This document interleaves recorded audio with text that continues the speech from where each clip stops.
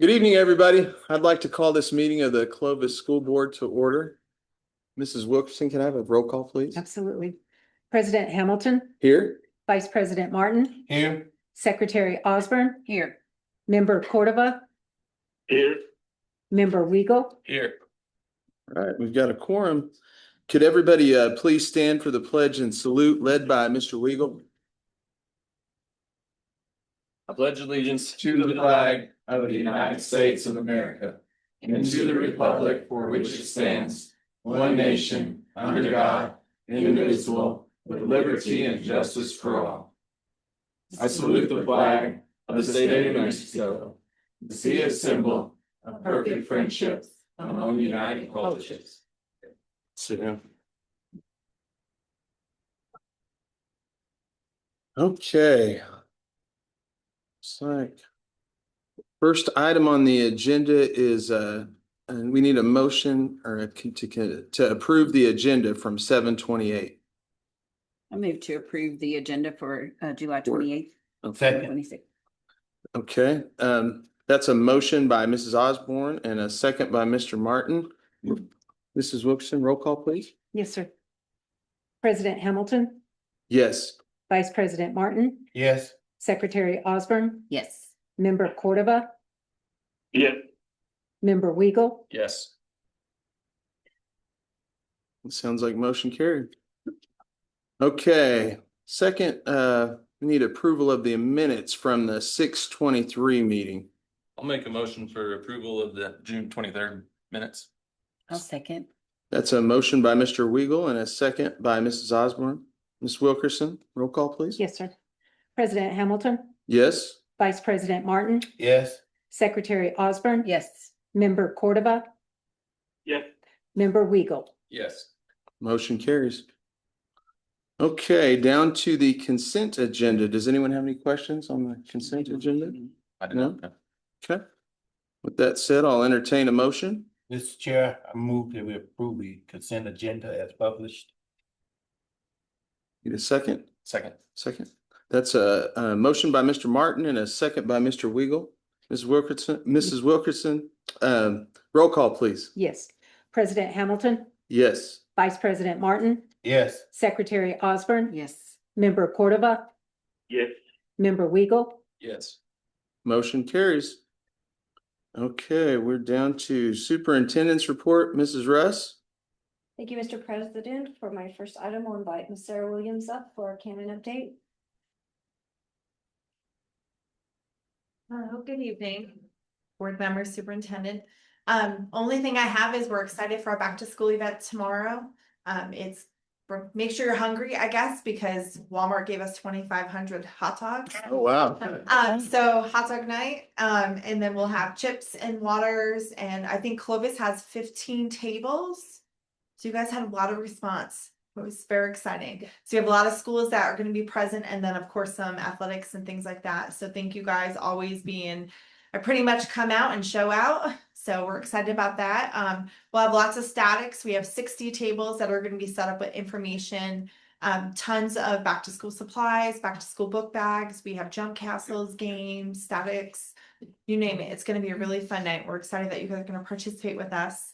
But other than that, ready for the school year, ready to get all our squadron adoptions, everything going back to working again and get everything back in place and here for whatever you guys need. So that's it. Thank you so much for the update. For my next item, we've pulled it up to my section so that Mr. Cordova can join us.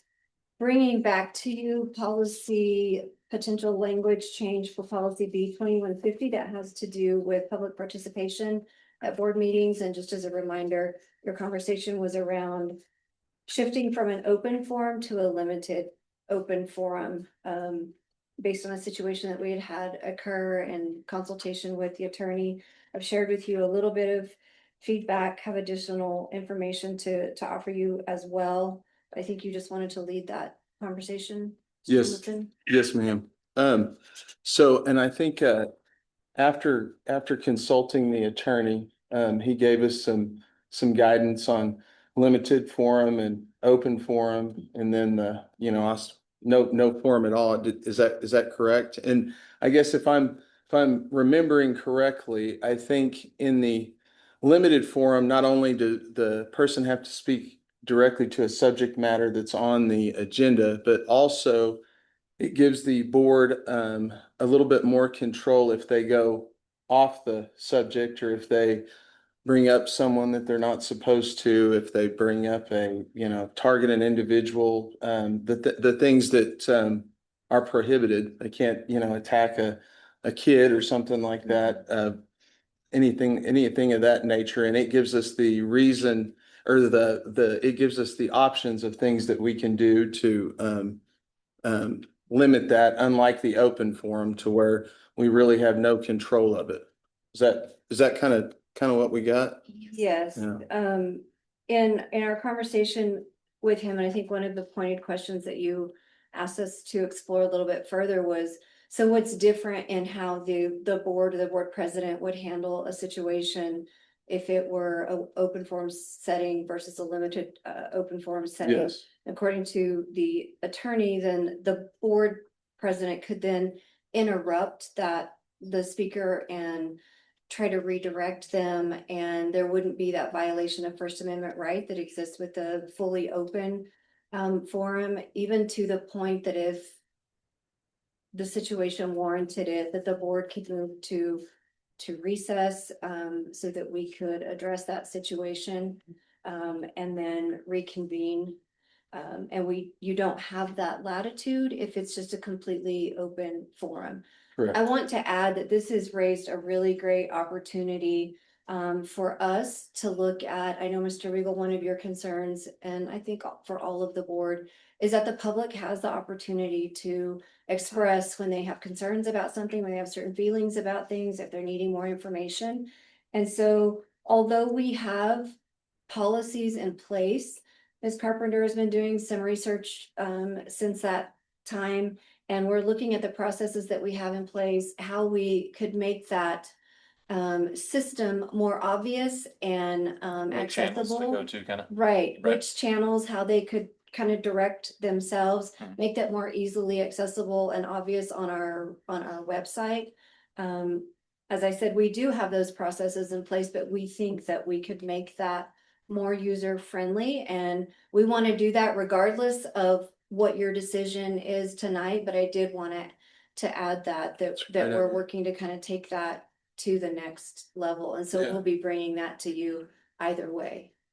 Thank you. There we go. What I was hoping that we could do is kind of just give everybody a chance to speak their mind with all of it. And so I don't know, Mr. Martin, would you like to start? Basically, I'm on track with what's been brought, research, attorneys and all that stuff to make sure, and I understand that we are elected by our districts and we need to respond to them. We need an opportunity for the public to come in with ideas or concerns. Right. And by being able to put some guidelines in so they can know. Right. And that's the problem right there. Nobody know what they can, what they can't do.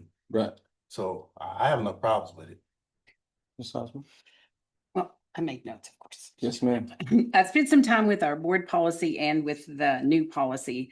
And, given my background and experience, the more explicit something is, the less room there is for us to mess up something. And so I think as a board, I hope that we've shown over time that we value input. I mean, we've done some hard things, and we've listened and invited people in open forums. And so I hope our public knows how important their opinion is to us. And then, we've tried to collect things through surveys. I don't always think coming here to tell us is the best way, that there are lots of ways to collect that. And so I want people to know how important that is.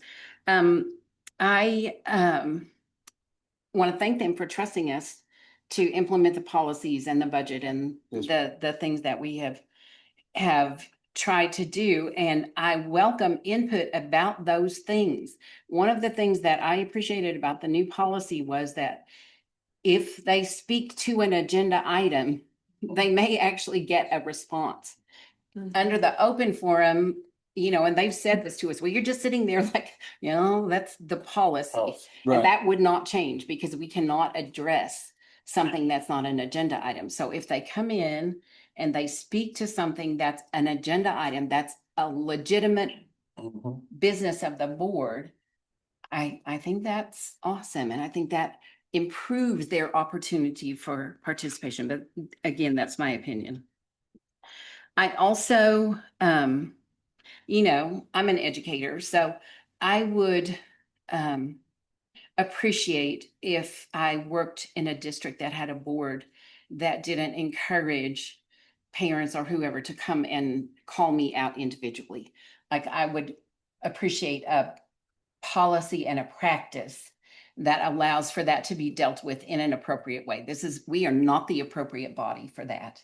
And so by doing that, I think that's great. Put it on the website. I was even thinking about student handbooks, I don't know. I'm not really sure parents read that, but in the event that they did, they could know that there is a process for those concerns. We absolutely care about those concerns, but what we can't have is people being called by name or a specific student discipline thing. So, I think it offers us some opportunity that we've been missing to actually, maybe answer their question in our discussion of that Yes, ma'am. of that budget item. So that's my comment. I'll be quiet now. Mr. Regal? I think that lots of the verbiage and the new policy is really good. Mhm. I think a lot of it is some good guardrails. I still am a little hesitant with it, kind of like I said last month, just that it narrows it down only to agenda items, just Mhm. because I feel like the public should be able to speak about something separate if they Right. want. That being said, I think it's also awesome that we do put in place some avenues, I guess, maybe more apparent for public to talk about that stuff. But I also kind of think that like at the end of the day, sometimes when somebody is up there, a free human being, they're going to probably say whatever they want to say. Mhm. Our existing policy, which I've looked to see, like I guess we give them with the comment cards in the past. Mhm. I mean, it says in black and white writing, you can't have personal attacks on board member, staff, personnel. I mean, like it says already we can't do that. Right. So I guess that being said, I mean, I kind of felt like our black and white policy has that to some regard already. Like, hey, Right. you guys are not supposed to talk about a personnel issue, or talk bad about us or how ugly my shirt is or whatever the problem is. And I think sometimes whether we have this policy or the next policy or a different policy, I mean, some of that's probably just out of our control to some regard. And maybe that's up to us as a board to shut people down or tell people to stop or, ask people to leave if it got out of hand or something in that regard. Right. So I liked that our current policy already had that verbiage in it once I went back and kind of researched that stuff. But the only piece I don't like on the new policy is just narrowing it to the agenda items only. But Yeah. everything else I agreed with in there. Okay. I think that the distinguishing factor is the latitude that the board has in the event that someone goes off the rails a little bit in an open forum. You're just kind of stuck. What the attorney said was that the conduct must be extremely egregious to take action in a completely open forum.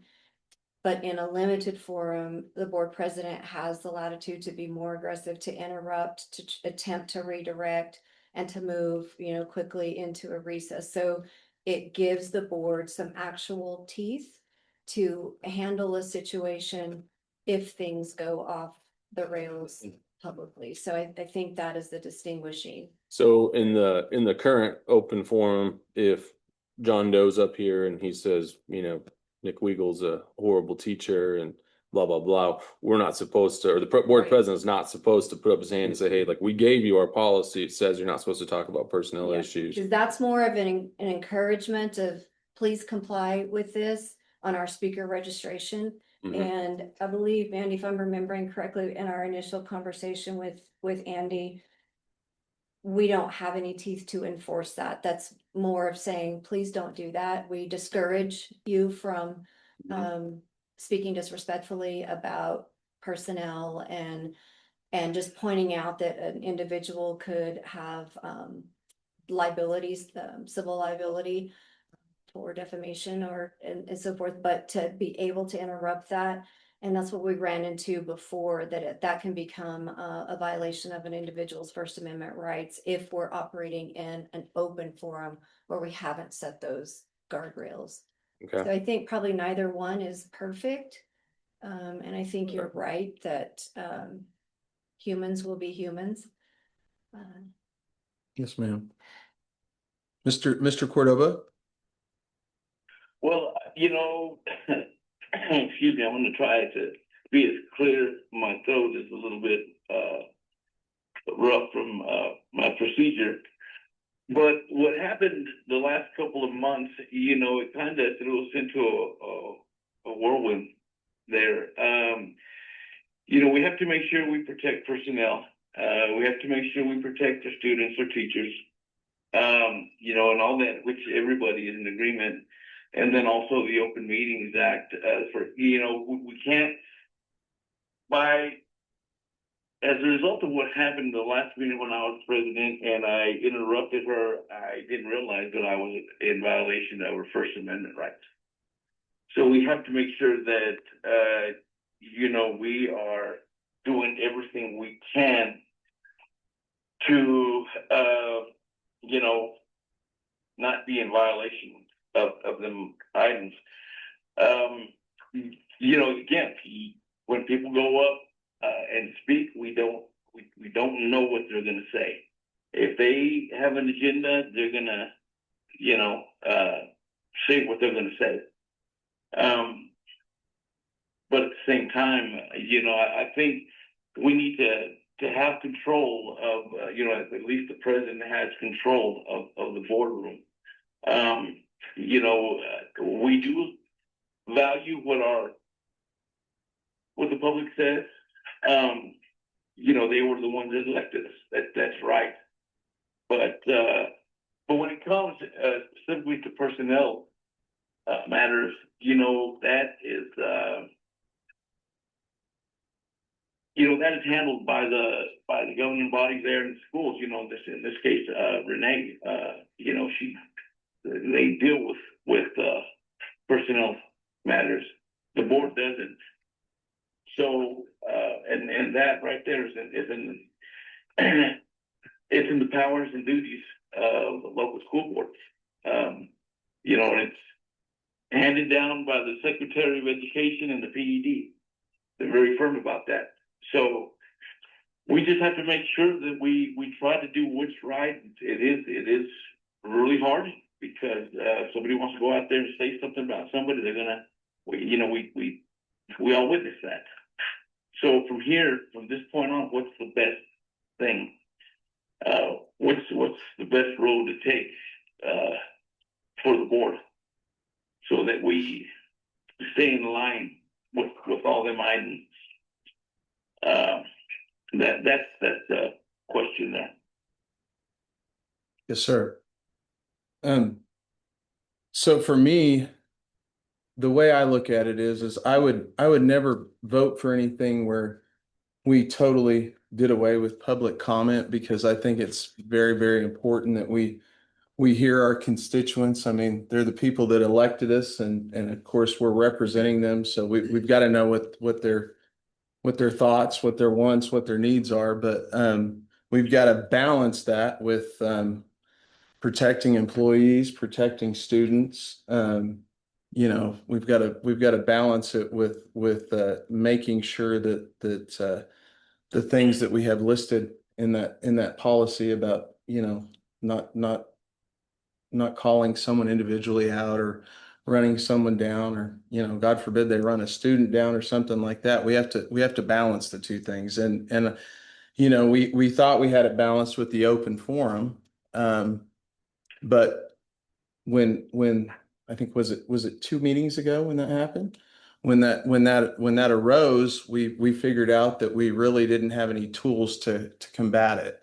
And when we've done the research, we figured out that the limited forum, it still gives everybody a voice. It gives the public a voice. They can come in and speak. And on that note, I was reflecting back when I was processing all this, and in my, somewhat, or I think it's around 9 years I've been a board member, I don't recall maybe more than twice that I can just personally recall that someone ever came up and spoke on something that wasn't something on the agenda. Typically everything that people come up, the majority of the time is stuff that's on the agenda. So, after I reflected on that and then reflected on the fact that we'll really have some more tools to where if the situation does get out of hand, like you said, and it's human nature, people are going to do it. I agree with you. Either way.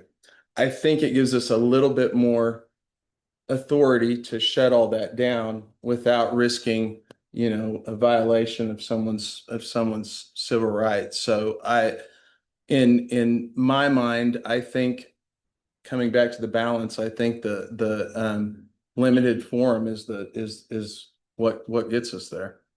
Have you guys had lots of comments from constituents regarding it? I have none. I've not had any. Okay. I've had a handful. I have not. Oh, I'm sorry, go I ahead. have not. I had a few, also just kind of reiterating about the agenda specific stuff. Yeah. But that's been it. I mean, most of the people I've talked to were just adamant that we don't nix it completely. Right. Yeah. Right. We would never. I mean, I hope they know that we would never, Yeah. but And again, I like what, the staff is going the extra mile to have mechanism in place where they can bring different things that may not be Yeah, that's to good. us. That's, I think that's the only way. Yeah. well, it's inappropriate to bring those things to us because we are not the people who will manage that. That's correct. Our job is, let's see, where did I put it? The main function of the board is to establish policies by which schools are to be administered, but the administration of the educational program and the conduct of school business shall be left to the superintendent and the professional staff. So that is not our job. I'm good with that. Well, we want to do our part so You that always people be a don't part. feel that this is their only forum Mhm. also. So Yeah. we're going to be doing some work on that end as well, as I said, and to communicate that out. And that was part of our strategic plan as well, to focus some on that two-way communication. And so that's definitely an area that we can work on and beef up and improve. I think that is really good and helpful. And I hope that doesn't get just like inundated with stuff. But I think that's important for the public to have avenues of, yes, obviously the board meeting is not the place to come talk about certain things. So I think that will be beneficial to have something Yeah. a little more I agree. easily accessible. And the other thing, that we got to think about too is people can approach us. It doesn't have to be in here. Now we can't talk about, personnel things and the things out of our responsibilities, but if it's something that is one of our responsibilities and it's not on the agenda, that doesn't mean that the public can't approach us individually. Correct. It doesn't have to be here. And it can then be placed on a subsequent Agenda Yeah. moving forward. Mhm. Yes. One other question with our current policy services agreement with New Mexico School Board Association, is the current language their current language? Or have we shifted it since that came out? Because I saw like in 2024 was the last like advisory about it. So I don't know if we had changed it in the last few years or not. No, I think if, like I said, it's advisory Mhm. and it's up to each district to tweak it however it's best for them. Okay. There are some school boards that do not accept any public Mhm. comment. You know what I'm saying? Mhm. And then you got others that, like ourselves, that was doing it, you know what I'm saying? But I think our main focus when we implemented that was to give the opportunity for them to address the board on agenda items. Mhm. Not, say, oh, Joe Blow, no, if it's not on the agenda, we're not gonna discuss it. And normally what we usually do, if they got a personal issue, we direct it to the superintendent. And I've been through several superintendents, not one that I know did not try to address their concern. Sure. And most of the time, I would say 99% of the time, they satisfy. Sometimes people just want to be heard. That's Yep. the most important thing, and that's where the frustration, that's really the source of the frustration, if they feel like they're not being heard. Exactly. I feel like we probably updated this following COVID and when the law changed, when we had to begin live streaming, because I think the language in this would have had to have changed. Yeah, Because we've got to provide an opportunity for people that want to participate or speak virtually. So I have a feeling it probably. I think that was the advisory that I read from 2024, because it said now, part of SB 137, we had to start, allowing Yeah, people a exactly. way to watch virtually and respond virtually, Yes. via phone or internet, email. Yeah. Okay, thank you. No problem. Any other questions or comments? Mr. Cordova, do you have anything else? No, sir. Okay. With that said, I'll entertain a motion. Mr. Hamilton, I move to approve policy B 2150, public participation in board meetings. Second. That's a motion by Mrs. Osborne and a second by Mr. Martin. Ms. Wilkerson, roll call, please. Yes, sir. President Hamilton, Yes. Vice President Martin, Yes. Secretary Osborne, Yes. Member Cordova, Yes. Member Weigel, No. That's motion carries. Okay, moving on. Mr. Hamilton, Yes, sir. at this point, I'd ask that I step aside so that I can Rehabilitate. continue with my therapy here. Yes, sir. We understand. Good luck. Get some rest. Good luck. All right, thank you. Thank you. Bye-bye. Okay, on to academic services. Mrs. Nigerville. Good evening. Good evening. President Hamilton, members of the board and Superintendent Russ. Have quite a number of things in my section tonight as we are preparing for another school year. And so without further ado, I'd like to pass it over to Crystal Gutierrez to talk about health services.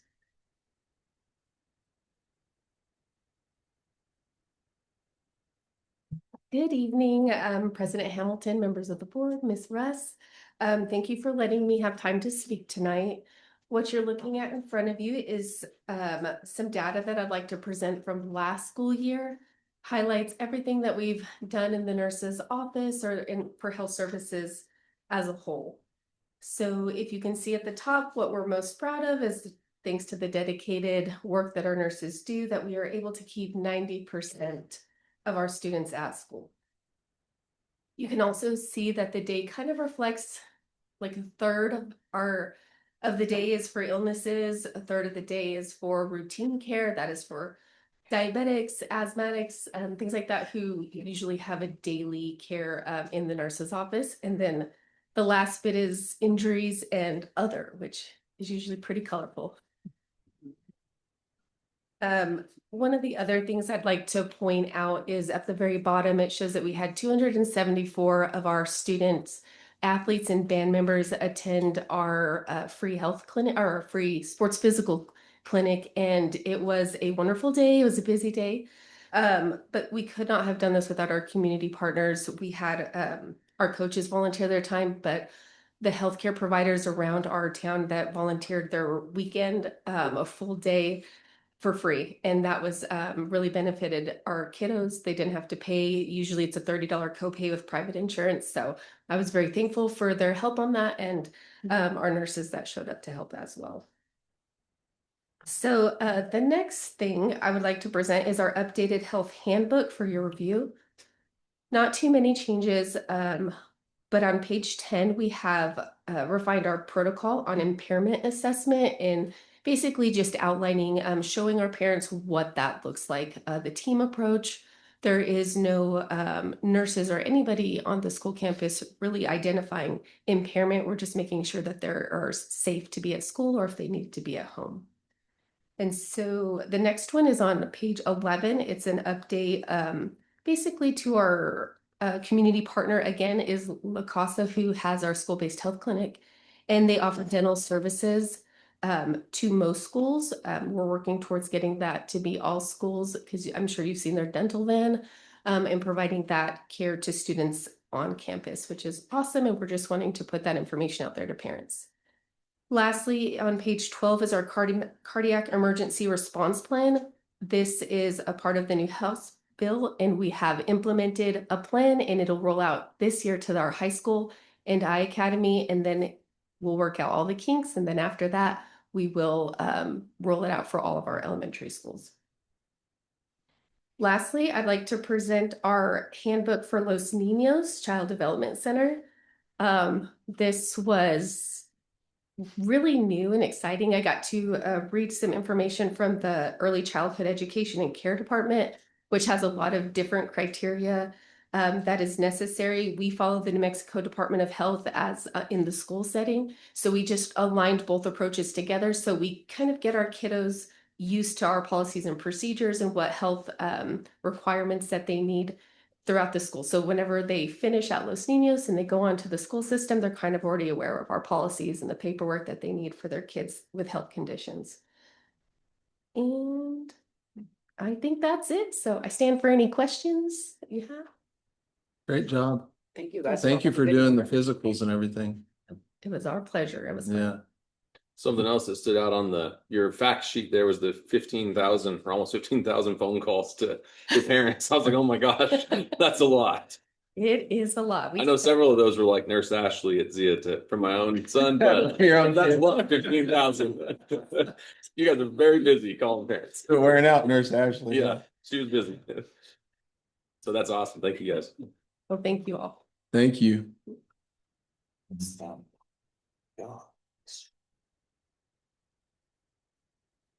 Remember back in the day where we didn't have one for school? Like one for the whole district.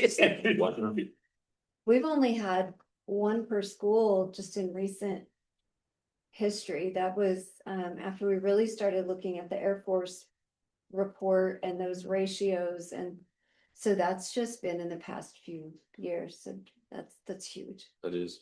Yeah. Yes, ma'am. Good evening, President Hamilton, Superintendent Russ, members of the board. I just wanted to come tonight mostly to thank you for all of your support that you provided our department regarding summer food service program. So tonight, Evan Baker, he's going to present to you the final numbers, the impact this program had on our district and also on our community this summer. But what you probably won't hear from him is how hard he worked to organize this program, keep up with all the paperwork, the claims, direct the staff, make in-the-moment decisions about adjustments needed. He's proven to be such an asset to our team, but he's very humble and will not share that. So I wanted to share that before he came up. I know he'll tell you it's a team effort because it is a team effort, but he was very critical in organizing that team, making sure that that team and that program ran well. This summer, we had our first annual review, and the auditors could not be more complimentary about how that program was run. And again, he was instrumental in that, so you need to know. So at this time, I'm going to let Mr. Baker come up and share with you all the numbers, but I just wanted to take a moment to share all the extra stuff that he won't ever say. Well, every great team has a great coach, right? Yes. Welcome, members of the board, Ms. Russ. Like she said, I'm Evan Baker. I just wanted to share some data on our summer food program. As you can see, that's the last month's numbers, but I also shared with you the new numbers. I wanted to share an update from the May 26th when we started to present, covering about 49 days of service. Our team prepared and distributed an amazing number of meals to children in our community. As you can see, up to this date, we've served 102,758 breakfasts and 104,674 lunches. That equates to about 4,233 meals every single day, roughly 2,100 kids are served. And we don't get here, it takes a village, so none of us could make this happen without our amazing department and all of our about 40 staff members that busted their butts every single morning from 6 a.m. to all throughout the day. So we're very excited about how it's worked out, and we look forward to next year as well. We're also excited to announce that we received a bridge grant from the state of New Mexico. So many of you may not know, throughout the school year for the past 4 or 5 years, we've given out food to students during the Thanksgiving, Christmas, and spring break. So we, due to some other funding possible cuts, we had to look elsewhere to ensure that we could feed our students, and we were awarded the other day $55,000 to make sure that happens again. So we're very excited for that, and that we can continue to serve our students and our kids in our community. I'm open for any questions. Go ahead, sir. I want to say, I am impressed. I've watched those meal sites from different locations oof, they get them in like, and they get their little meal, they just as happy, you know? And I said, wow, how in the world they do that, you know? And then you got the two, normally I guess it's two of them there, one taking the books, the other one passing the meal. It's down to perfection and everything. So I want to commend you and the summer help we had doing that. They done a fantastic job. I mean, unbelievable. And I mean, even in Texaco, that blew me away. I said, what they doing in Texaco? But they was feeding kids in Texaco. Right. Thank you. I think it's awesome. Thank you so much for your dedication. Yeah. Yeah, I think that's phenomenal. I mean, we can sit up here and talk about curriculum and sports and athletics all day, but you know, if kids don't have meals or you know, nurses taking care of them at our school system, I think those are probably the most valuable assets we can offer the community. So thank you so much for taking that on and doing it, especially during the breaks as well. A lot of those kids, you know, we struggle finding other stuff. So that's a huge importance for our community. Great. Yeah. Thank you very much. Thank you guys very, very much. I have to tell the board, yesterday we recognized Evan, and I'm sure he cringes every time, like Debbie says, every time I recognize, but one of their administrative assistants emailed me at the end of last week because a mother with, I think, 7 children had arrived after all of the meals had been distributed. And rather than send her home empty-handed, Evan, on his own, went back to the site, made meals for them and delivered them to their. Oh. That sounds like a Chick-fil-A commercial. Yeah. Great job. That's awesome. Good evening, Board President, members of the board, and Superintendent Russ. I would like to introduce you guys to Mariachi Arencia de Clovis. And this has been a project that we've worked on for a couple of years, and we haven't been able to find funding for it. But we would like to have a mariachi band in Clovis to supplement what our wonderful fine arts department does to honor our heritage bilingual program.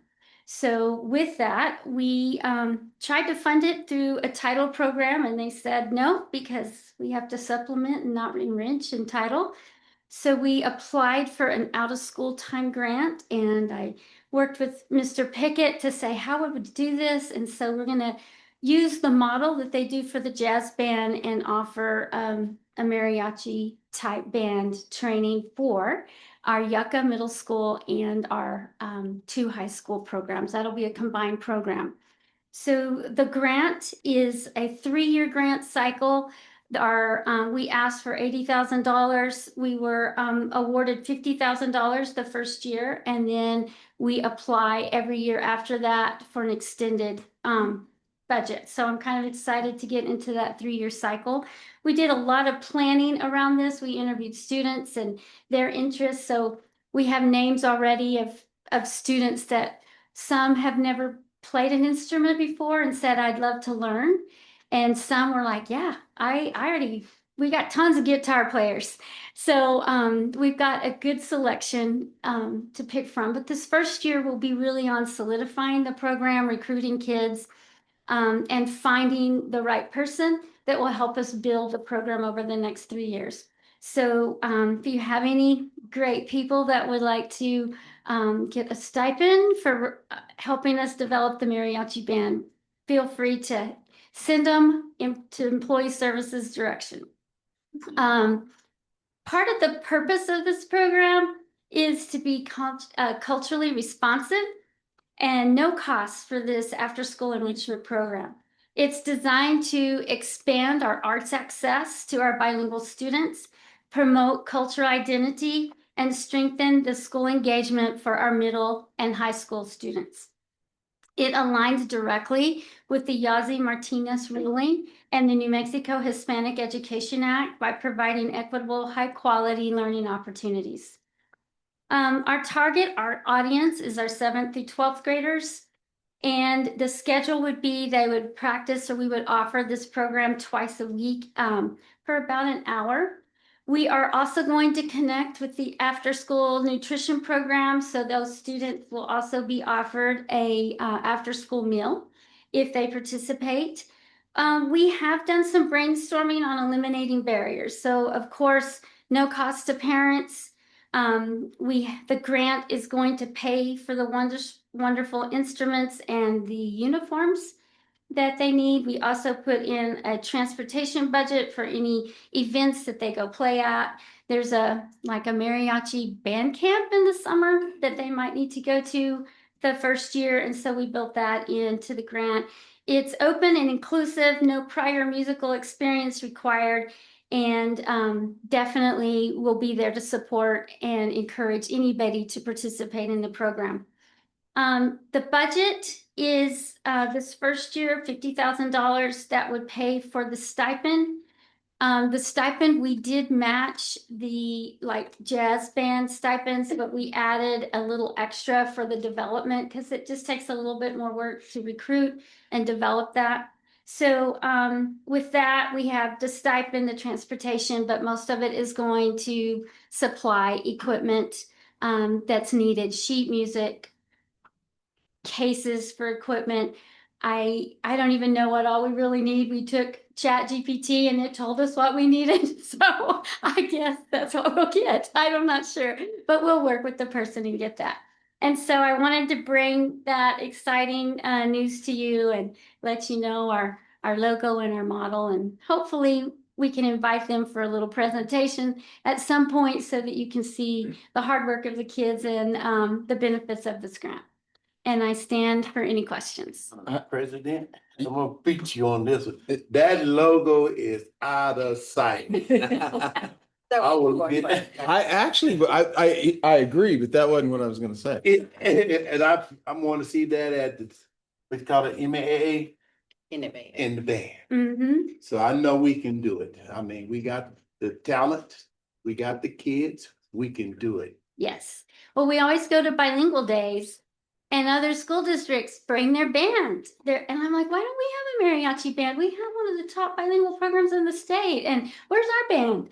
So we're a little competitive, but not for that reason. The reason is to support kids and really give them an option that supports their culture in our school system and make them have a place where they feel more connected and belonging.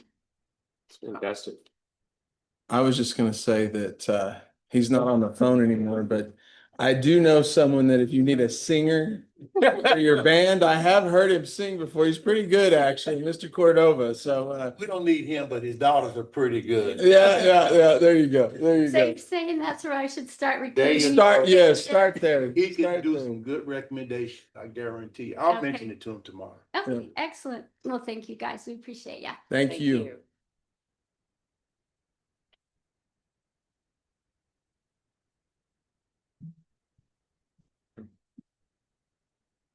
Good evening, President Hamilton, members of the board, and Superintendent Russ. My name's Adam Martinez, or Atlas's dad. For those of you that have not met him, this is Atlas. He's a almost 4-year-old golden retriever, and he's one of 3 therapy dogs we currently have in our district supporting our students. You okay if I let him go? Yeah. Atlas. As I do believe we're all going to get the opportunity to come and talk to you about our animals and the amazing animals they do and the work that they get to do, I'm just gonna, while I got a brief moment, just tell you he's the best. Yeah. All right. So thank you guys for the opportunity thank you for the opportunity tonight to speak with you regarding the updated behavior learning matrix. To provide some context for the proposed changes, I'd like to briefly explain how this work began and the process that we followed. In April of this year, the New Mexico Public Education Department reached out to our district and they offered to partner with us in implementing restorative practices as a strategy to reduce student removals from the classroom. Restorative practice is what becomes before and after discipline, and it represents a shift from traditional punitive discipline toward approaches that build relationships, strengthen school communities, repair harm, and teach students the skills they need to make better choices.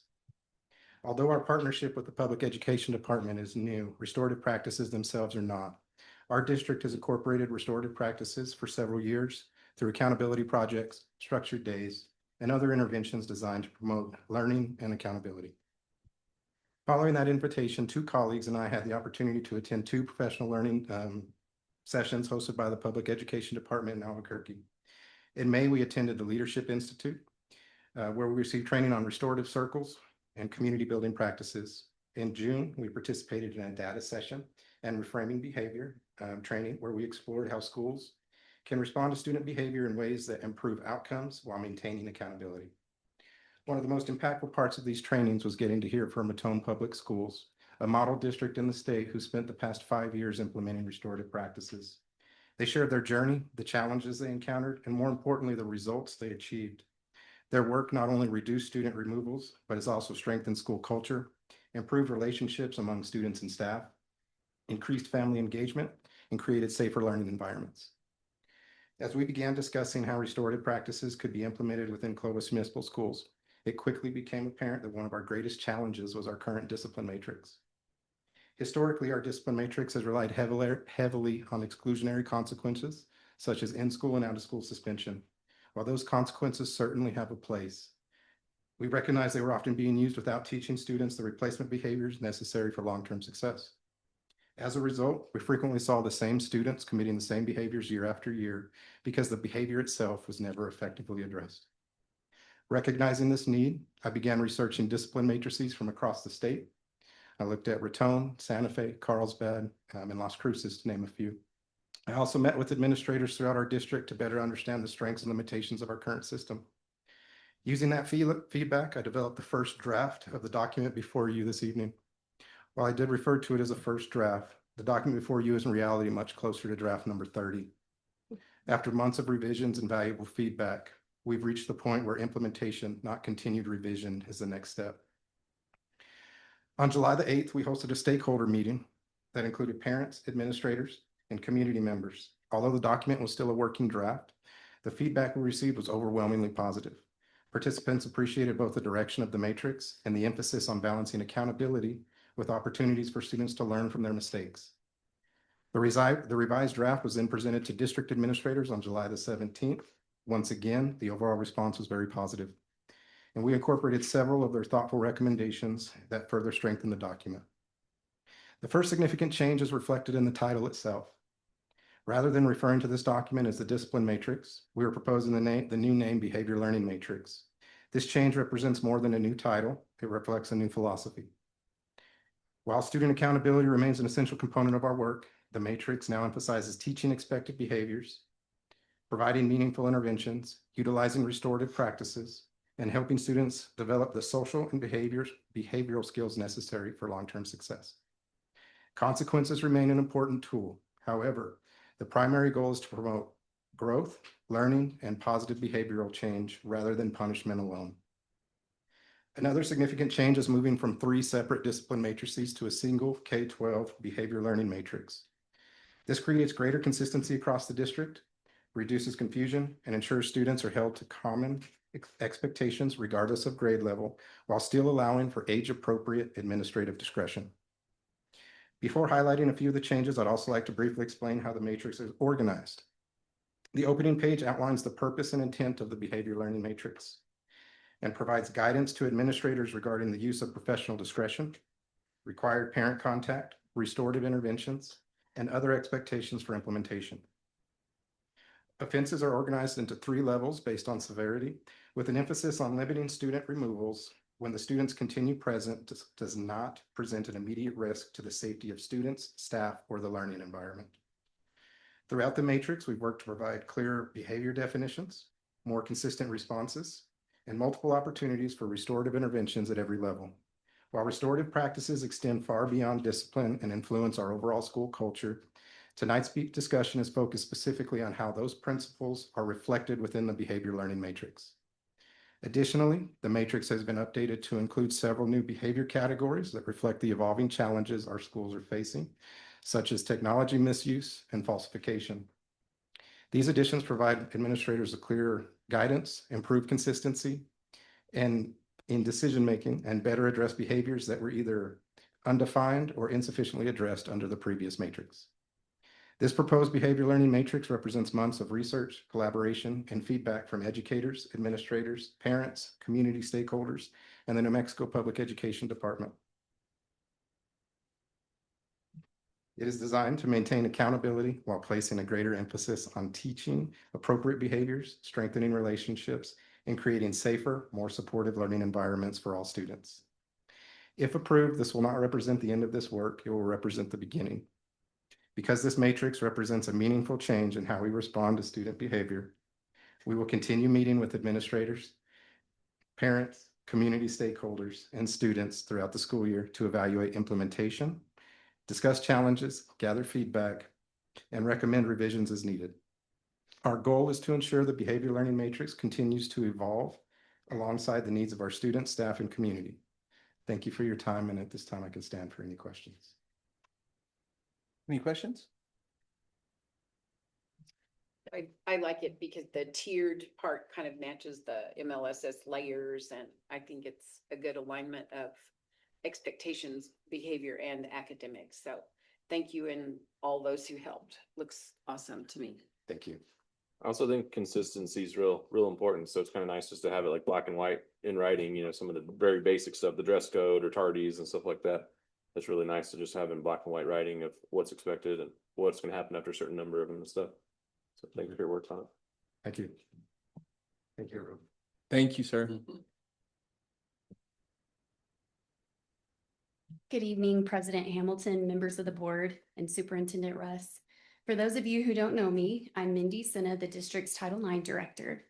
My goal this evening is to provide a better understanding of not only what Title IX is, but also the work that occurs behind the scenes to ensure our students and staff have a safe educational environment while maintaining a district that is fair, legally compliant, and legally defensible.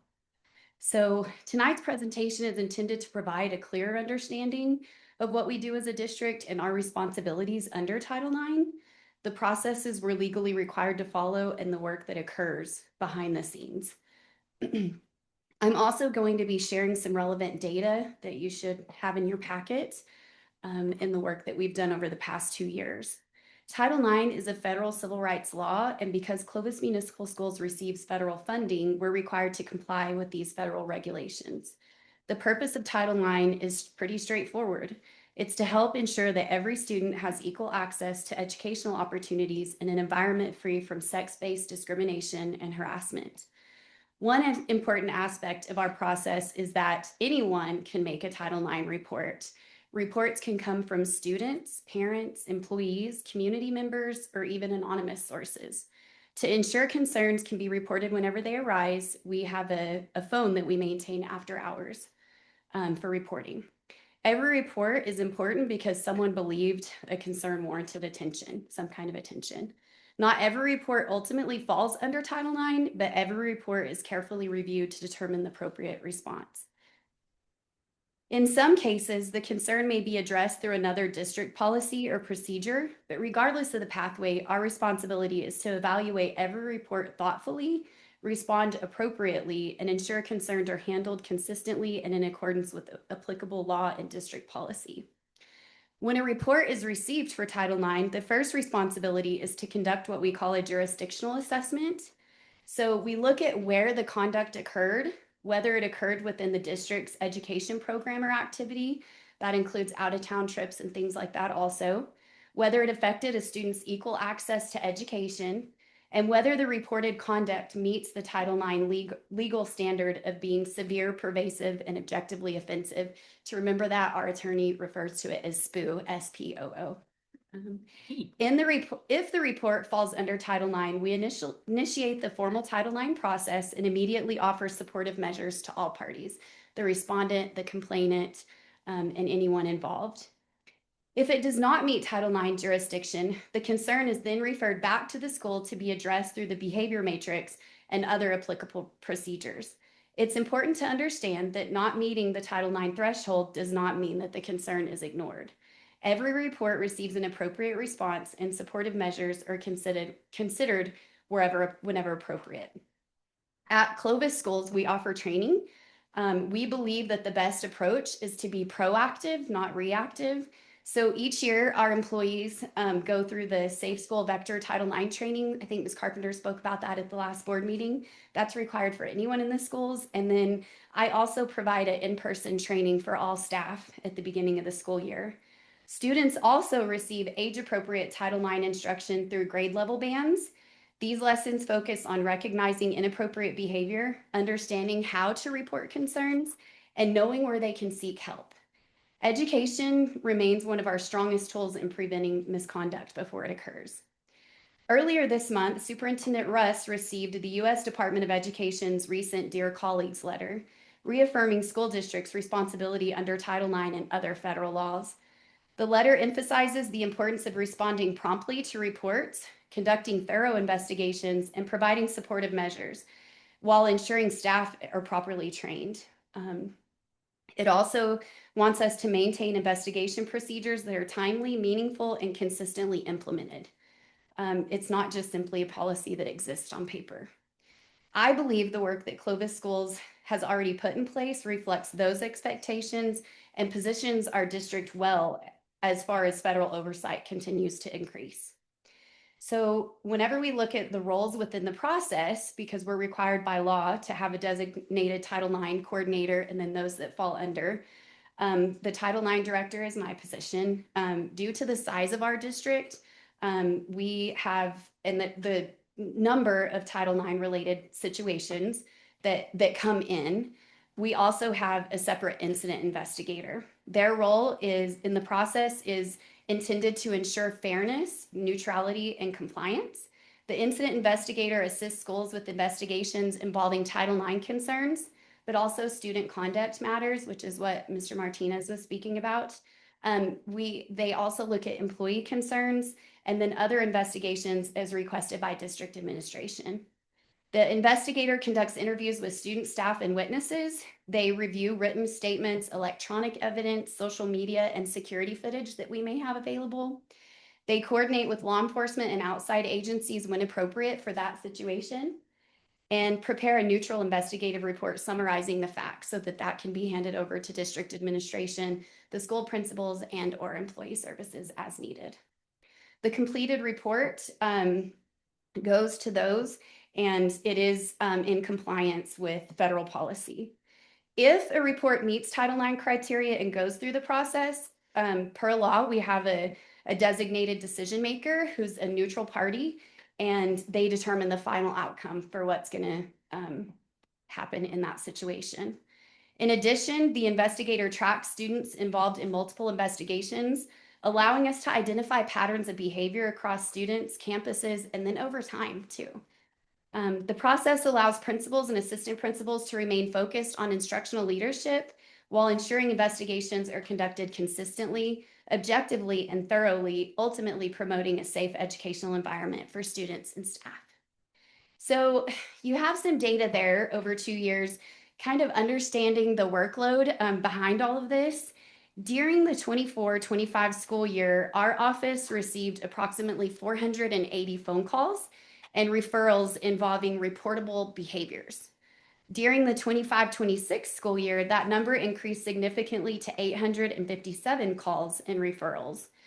These reports varied greatly in nature. Some involved potential Title IX concerns, while others involved student conduct matters, employee concerns, mandatory reporting questions, or situations requiring some guidance and some thinking through. While not every report results in a formal investigation, every report is documented, reviewed, assessed, and directed to the appropriate level of response. The increase in reports also reflects what many school districts across our nation are experiencing. As awareness of Title IX has increased and annual staff and student training has expanded, students, parents, and employees are more likely to recognize concerning behaviors and then report that. Increased reporting does not necessarily indicate increased misconduct. Rather, it demonstrates increased awareness confidence in the reporting process, and an expectation that schools respond promptly and appropriately to every concern. Campus administrators play a critical role in addressing concerns, implementing supportive measures for all parties involved, and responding to situations at the building level while ensuring district practices remain legally compliant and legally defensible. So the data that you were provided reflects the number of students and staff interviewed, not the number of individual investigations, because an individual investigation may require multiple interviews. A single investigation requires interviews with multiple individuals, including complainants, respondents, witnesses, teachers, administrators, and other staff. The interview data reflects activity through the month of April for the last 2 years, although we conduct investigations throughout the remainder of the school year and during summer school also.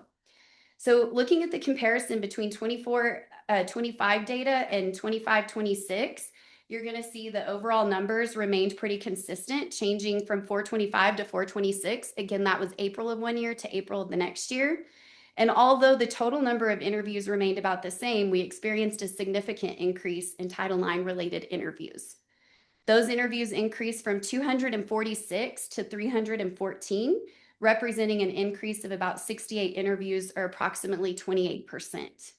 The largest increase occurred at the secondary level, where Title IX interviews increased from 200 to 266 interviews.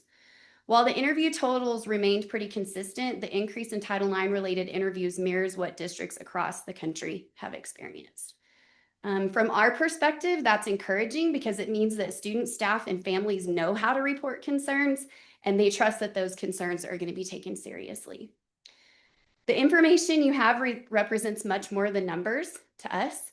Each interview represents a student, an employee, or a family who came forward with some kind of concern.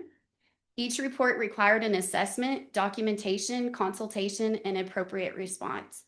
Our goal has never been simply to conduct investigations. Our goal is to provide support to students and staff, assist campuses in responding appropriately to concerns, ensure consistency across the district, and maintain processes that are fair, impartial, legally compliant, and legally defensible. Whether the outcome results in a formal Title IX investigation, school discipline, supportive measures, education on a topic, or another appropriate intervention, every report receives a thoughtful and appropriate response. Ultimately, our success is not measured by the number of investigations we conduct.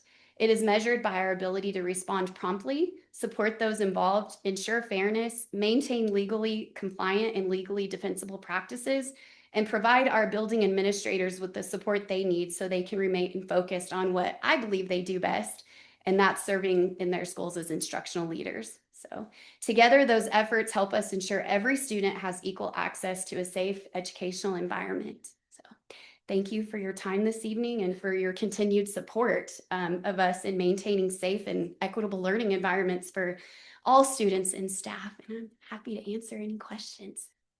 I just wondered if you guys have specific timelines that you have to meet for Title IX investigations. Yes, there are specific timelines. The investigation piece may take a little bit longer, but once we get that done, there's a process, and that's where people get frustrated because it's 10 days for this and 10 days for this and then 10 days and then an appeal window and all the things. So we try to be very clear when we explain to them if it meets criteria, if they want to follow through, and what that might look like for them. Thank you. Yes. It usually takes about, what would you say, Heather, about 40 days to complete one. Sure. And that's in a. If everything goes well? Yes, yes. That sounds right. Thank you. Question. I had a quick question. Thanks for all that information, but early on you talked about you guys figure out if it's our jurisdiction.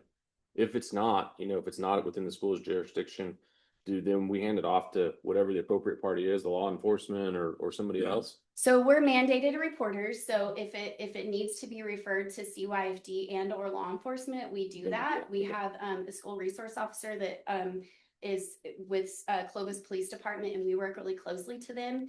If it impacts, if it's having an impact in the school environment, then we can do something about it. If it's not, and it needs to be reported, we're all mandated reporters in the school. And so we do refer that to the appropriate parties. Thank you. Any other questions? Oh, thank you. Thank you. You're welcome.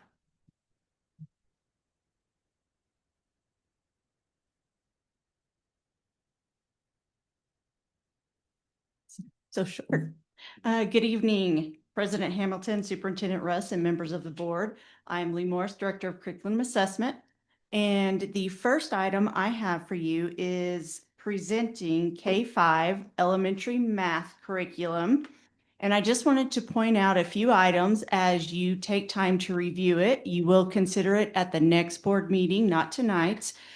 When you look at these documents, you will notice that we start off with a general statement of what is the purpose of this document. And we did try to really highlight in this document that the basis for teaching math is always around the standard and that the resources are merely that, a resource, and that a teacher, if their class is doing better or not as well on certain standards that may be scheduled for that week, that they can adapt as needed. We don't know until you start a school year where your students will land. And so they do have that autonomy to do that within their classes.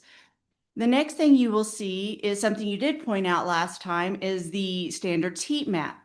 One of the biggest items that we discovered through course of backwards planning with elementary, as well as working with our middle school math teachers up to our high school math teachers, is that we did not have a firm understanding or even an understanding of how our standard in kindergarten math eventually leads into a possible NMASA standard that starts in third grade where we're assessed, or leading to an Algebra 1 standard, which is where we're trying to get our kids to get their first high school credit for math. And so we needed a very concise, picturesque way to look at a standard and know where I need to put my emphasis of teaching or intervention. And this gives you a brief snapshot of if it's red, hey, my resources and time need to go there. If it's yellow, it's probably a supporting standard that will lead to something eventually. And if it's green, it means that I must teach it, but the depth and breadth that I need to go into does not need to serve the same purpose as a standard that is red. And so my intervention time, my time spent teaching, my time spent planning can really help narrow the focus for our teachers and lead us in a cohesive direction. And so you do see these now for grades K all the way through high school, which we hope will give a little glimpse of teachers having a better narrowed focus, because we do need that for our math program. You will then see the mathematical practices. Something we have probably missed in the last few years is tying the mathematical practice to the standard. The mathematical practice is how the students do the math. The standard is what math is going to be covered. And so teachers have to connect the two. And we needed to be intentional about that. And we spent time putting that into the new curriculum so that there is a definite connection for the teacher, as well as an explanation of what those mathematical practices mean. There are 8 of them, K-12, they're all the same, but they attach to standards. And so teachers now are able to look at it and know that if there is a mathematical practice aligned, they can go and figure out which one it is, and that is what the kid or the students should be doing with the math. You will then see a description of Bloom's taxonomy, anywhere from basic recall, which is a basic Bloom's, to analyzing where we are taking necessary, maybe an error analysis. Here's the problem. Why is it wrong? Can you tell us? If a kid can do an error analysis, they understand the math, if they can tell you why it's wrong. And so if we can get kids to that level, we will be improving our outcomes when they get to high school. Then there are some definitions for your components of rigor, a special note on what procedural skill and fluency is. Those come directly from the New Mexico instructional scope, which is an item or a document put together for every grade level from the state public education department. And so we just like to go ahead and put it here because it's one less document they have to go to if needed. It's all in one area. Then you move into the 9 weeks breakdown. What you see for each 9 weeks is the teachers in elementary really wanted, and this I heard this numerous times during my course of backwards planning last year, was that they just wanted a week by week scope of here's the standard, here's possible resources, but can we have a more narrowed scope? And at elementary level, they just really, that is something they wanted. And so we decided that is how we are going to put it together. So what you see is a week by week where you see the standard, the mathematical practice, important notes, misconceptions that might be with that standard, and then possible resources that they could use. They're not tied to those resources. Those resources, though, do meet our high quality instructional material and are purchased by the district. And so we know that if they use them, that we do meet a level of the standard that is required. Sometimes there's going to be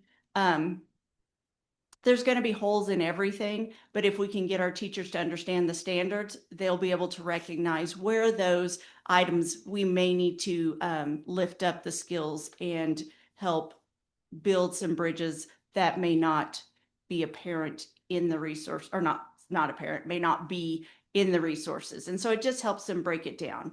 And so basically that is what you will see for K-5 math. They all look the same. And again, this is just an introduction. You also saw something I didn't point out is that we took the mathematical practice and we tied it into the standard and gave them an idea of this is what that would look like in case you didn't know. And when you have a brand new teacher or even a veteran teacher changing grade levels, they may not know what does that truly look like to tie a mathematical practice, which is what the student is supposed to show me how they do the math, with the standard. And so we gave them a short little synopsis for them to work through. These are look fors. This is what a task might look like. These are examples for them to use. So they don't have to spend their time doing that research. They can actually plan the lessons and the activities and the projects that would go with it. So that would be K-5.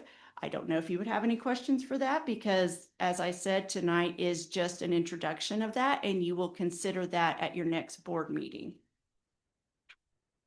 I think it has real possibilities to improve outcomes for kids. So awesome. I would agree with you, which I know is something we all work for in this district, is just to make our students well-rounded citizens and getting their diplomas, one of those, and earning that math credit, that algebra math credit's that first one. The next item on the agenda is for you to consider the curriculum that I introduced at the last board meeting, and that would be the World Geography and New Mexico Studies, the Mathematics for Algebra 1, Modern Algebra 2A, Geostats, Financial Literacy, 8th grade math, and 6th grade math.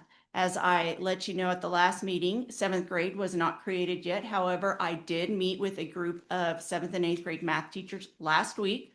We mapped out a very rigorous curriculum that will prepare those students for when they move. We do move the Algebra 1 to 8th grade, not this year, but the following year. So those 7th graders will not be missing any gaps that they will need for 8th grade. So you will see that at the next board meeting. So, but this is a consideration. I don't know if you had any questions after having time to peruse it. I have none. Do you guys have any? I don't have any. Thanks for all your work on it.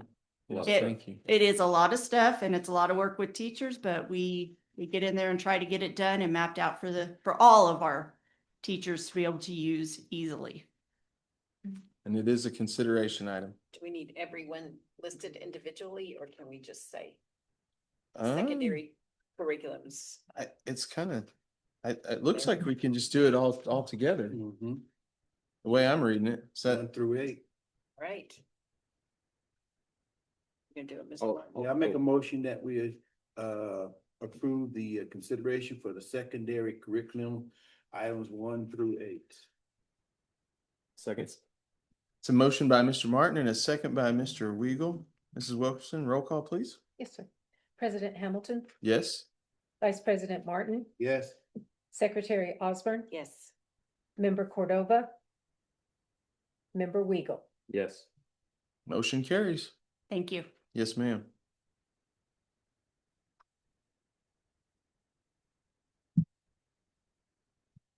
Good evening, Mr. President, members of the board. This is Russ. This is without question the busiest 2 weeks in employee services of the year. It's a culmination of months recruiting, hiring, onboarding, and preparing for the start of another school year. It's an exciting time for one of our entire team has been working on all summer, while other people are breaking and enjoying their summer break. Employee services is in other departments, but we are working hard to make sure that we launch the school year on a positive note with our staff. I'll begin with our open positions report. As the board can see, we continue to make progress in filling vacancies across the district. While we still have a lot of work to do, our team has been interviewing, recommending candidates, and onboarding new employees at a very rapid pace over the last several weeks. As of today, I was counting up before I came in here. We have roughly 100 positions still remaining on the board. This, again, I've told you guys this before, but this is a snapshot from 2 weeks ago, and it is changing every day, every half hour, these change.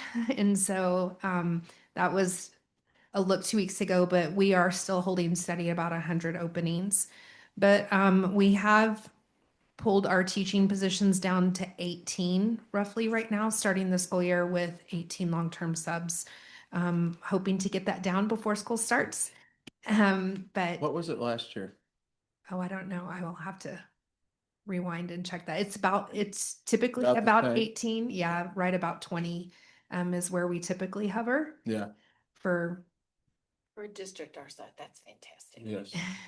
Good job. So 500 certified teachers. So. yeah.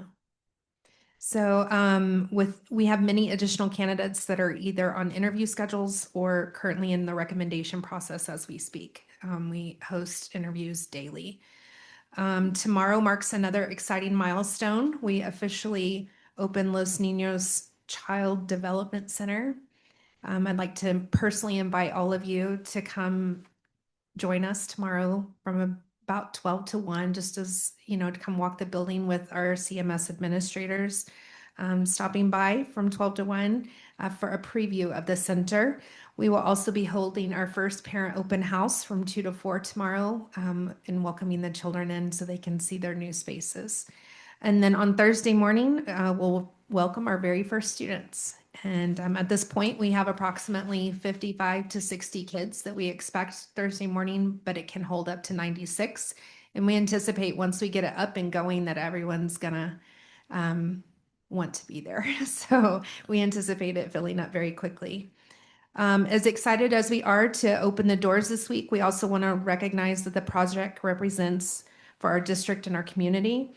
We're currently planning a grand opening celebration for Tuesday, September 1st at 10 a.m.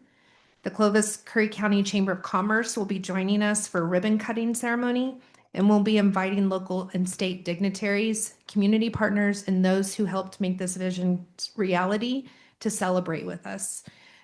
Hoping to include the band, the cheerleaders, Wily Wildcat, and they don't scare the little ones away. Lots of fun stuff. So that'll be Tuesday, September 1st. I hope each of you will plan on joining us to celebrate this incredible addition to Clovis schools. And formal invitations are in the works. We've got to get through this week though first. But those will be coming. Thursday is also one of my most favorite days of the year. We'll be welcoming our newest teachers to Clovis Municipal Schools during new teacher orientation. In a house full of boys, my boys would say the rookie class is about 60 people on Thursday morning. So we have 55 to 60 teachers we'll be welcoming. This is their first official day as a Wildcat, And it's our opportunity to introduce them to our district, our culture, and what it means to serve the students and families in Clovis. It is one of my most favorite days of the year.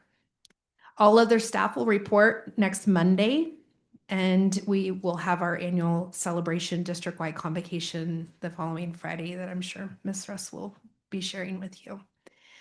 None of this happens, though, without an incredible team behind the scenes. And I'd like to especially recognize Mr. Borio here tonight. He has no idea I'm about to do that. Who has recently accepted the position of Executive Director of Talent Management with Employee Services. And so he has been instrumental in coordinating the new teacher orientation and supporting our hiring efforts and helping prepare for another successful school year. And I appreciate his leadership and his willingness to step into this new role and everything he's done to help launch our school year. So thank you, Brandon. Together, our employee services team is working hard to ensure that we begin this legendary school year in the most impactful way possible. And finally, this evening, we have 4 board policies before your consideration that I introduced last month. And these the first one is the teacher residency program. It's G4150. It is for your consideration. Want us to take them individually? Please. I have one question before we move on. Yes, ma'am. The reason we have so many coach openings, are we not paying enough? What's the challenge? Is it something we can help? Really address? adjusted that Oh, schedule. we did. Okay. We did. And something that's different this year than in previous years is that we have all of our coaches openings at one time.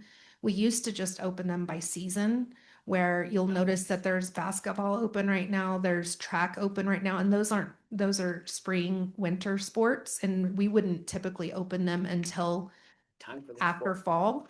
But we have them all 100% open right now, so it does look like an Okay, I was excessive like, amount. Oh my gosh, we've been working so hard to build our programs and now. Yeah, no. It's it is all sports for all seasons that are open currently. Sorry. No, you're good. I also had one question, sorry. Go ahead. If I don't mind, Go ahead. going back to Los Niños, you said we had like 50-something kids supposed to show up. I know initially the hope is that a lot of those were employees' kids. Mhm. Are they majority? All of them. All of them, cool. Yes. Awesome. They are all either children of employees or grandchildren of employees that are the caretaker of the grandchild. So it is life-changing for some of our families, and it's totally free. Yeah, great benefit for sure. Yeah. It's amazing. Thank you. I rarely hear things about, the retired teacher group. They are all excited about Los Niños. Like, finally, we're doing something with that building and what we're doing. So you want to come rock some babies with me? I do. You know I do. Right on. Okay, so first one is teacher residency program. Is that right? Yes, please. 4150. Okay. I move, Mr. President, to approve policy G4150, teacher residency. Second. Second. Okay, that's a motion by Mrs. Osborne and a second by Mr. Martin. Mrs. Wilkerson, roll call, please. Yes, sir. President Hamilton, Yes. Vice President Martin. Yes. Secretary Osborne, Yes. Member Cordova, Member Weigel. Yes. Motion carries. Thank you. The next one is the use of cell phones and electronic devices in schools. It's policy J3150. Any questions on that? Have any? I'll make the motion that we approve J3150. That's a motion by Mr. Weigel I'll second. and a second by Mrs. Osborne. Mrs. Wilkerson, roll call. Sir. President Hamilton, Yes. Vice President Martin, Yes. Secretary Osborne. Yes. Member Cordova, Member Weigel. Yes. Motion carries. Third is the cardiac emergency response plan. Can I get a motion on that? I'll move on that because I might need it. That's a motion by Second. Mr. Martin and a second by hurry up and Mrs. approve. Osborne. Ms. Wilkerson, roll call, please. Yes, sir. President Hamilton, Yes. Vice President Martin. Yes. Secretary Osborne. Yes. Member Cordova, Member Weigel. Yes. Motion carries. And last but not least, reporting child abuse and child protection. Need a motion on that one? I'll make a motion to approve J6250. That's a motion I'll by second. Mr. Weigel and a second by Mrs. Osborne. Mrs. Wilkerson, roll call, please. President Hamilton, Yes. Vice President Martin. Yes. Secretary Osborne, Yes. Member Cordova, Member Weagle. Yes. Motion carries. Thank you, ma'am. Wonderful, thank you. Do you have any questions? Well, thank you. No? Okay, thank you. Financial matters, Mrs. Nieto.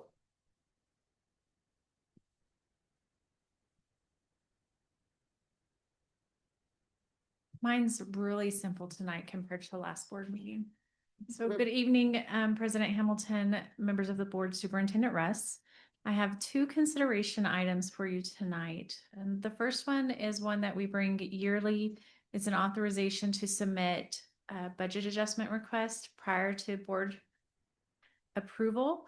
And this is due because sometimes we get those award letters and they have a specific deadline. And so I've got to get it submitted so that way we don't risk losing or delaying any funding. And I stand for any questions on that one. No, ma'am. I don't have any. You guys? Move to approve. Second. That's a motion by Mr. Martin and a second by Mr. Weagle. Mrs. Wilkerson, roll call, please. President Hamilton, Yes. Vice President Martin, Yes. Secretary Osborne, Yes. Member Cordova, Member Weagle. Yes. Motion carries.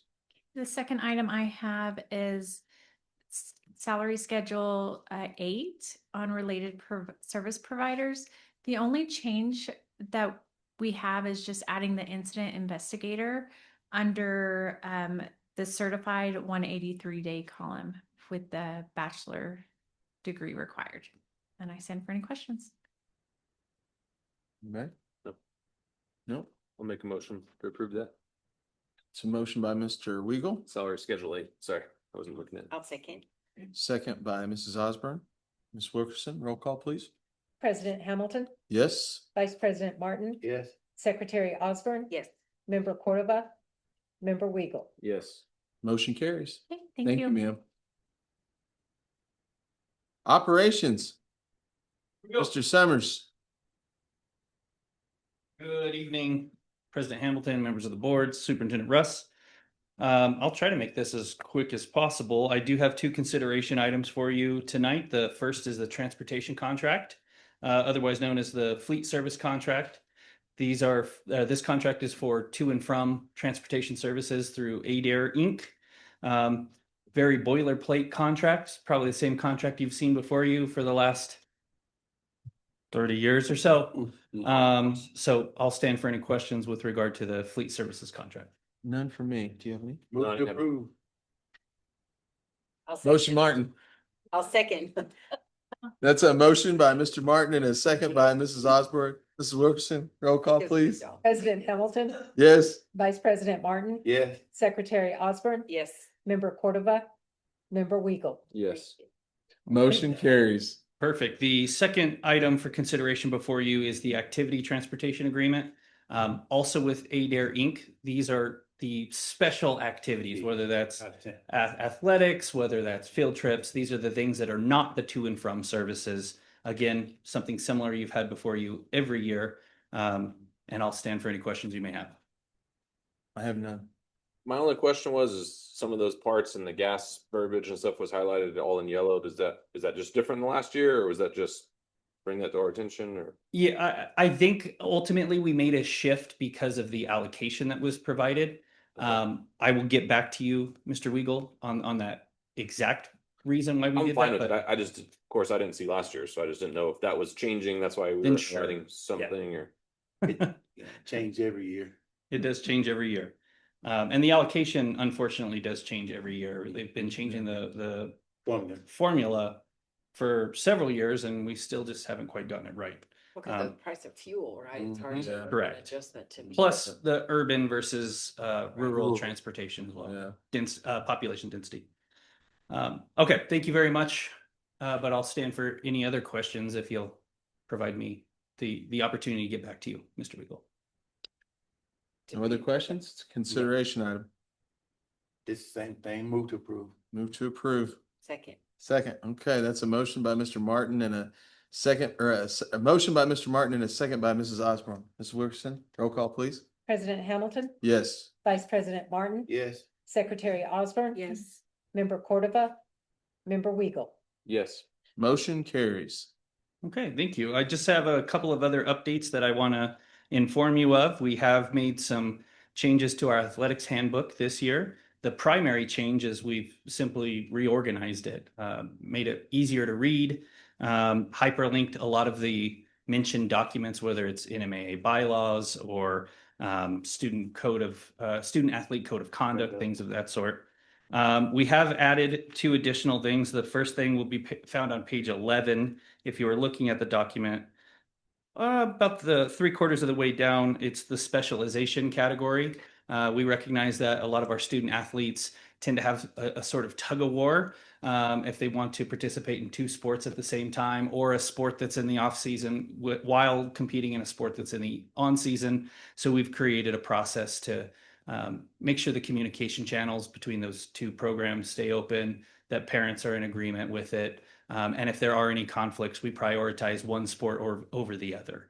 So that's change number 1. Change number 2 is on, I believe it starts on page 21, and this is the concussion procedures and management program. This is something that has not been included in our athletics handbook, despite the law being in effect since 2016. So it's a very clear protocol, both informing coaches, students, parents of what to expect in the event of an actual diagnosed concussion or a suspected concussion.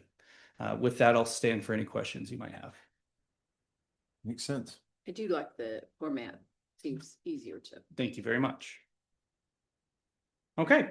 And then from an operations perspective, just wanted to give you an update on the Clovis High School bond project. On June 11th, Mr. Hill and I traveled to Santa Fe, where we were awarded a construction award from the Public Schools Capital Outlay Council over the 3 phases in which this will be conducted. And I want to be very clear of that. It doesn't necessarily mean that we're constructing in 3 phases, but rather PSCOC and PSFA have reverted to a 3-phased project delivery model, wherein phase 1 is planning and assessment.